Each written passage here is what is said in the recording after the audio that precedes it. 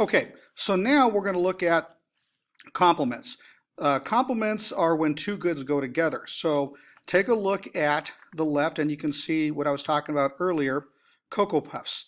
Notice Cocoa Puffs is always going to have, well, should always have milk with it. It's pretty tough to eat cereal without milk. I know you can sit around and watch TV and have a few handfuls, but normally we eat it with milk. Okay, on the right you can see In-N-Out Burger with a double with a chocolate shake and some French fries.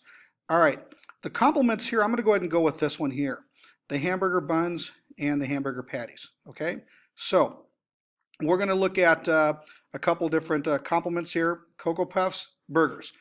Okay, if the price of Cocoa Puffs goes up, how will that affect the demand for milk? If the price of hamburger patties go up, how will that affect the demand for buns? Okay, because those things always go together. Okay, well, let's say that we'll start with the Cocoa Puffs. And I think it'd be easier if we said, well, what would happen if the price of milk went up? Because milk is more important than Cocoa Puffs in the grand scheme of things. So let's say instead that the price of milk went up. If the price of milk went up, would people buy more Cocoa Puffs or less Cocoa Puffs?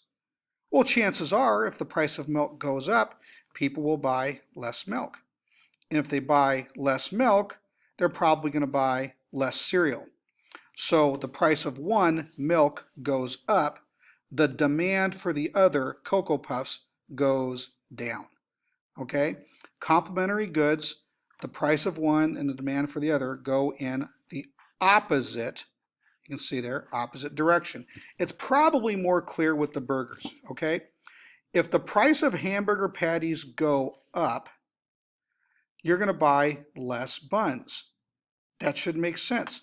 So you go to the grocery store, and remember it's the 4th of July when you bought all that Dr. Pepper or Mr. Pibb, and you go in there and you look at it and you see, oh my goodness, the price of hamburger patties doubled. Well, if the price of hamburger patties doubled, your little get-together on the 4th of July is going to become really expensive.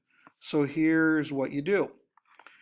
You don't buy hamburger patties. You buy hot dogs or brats instead.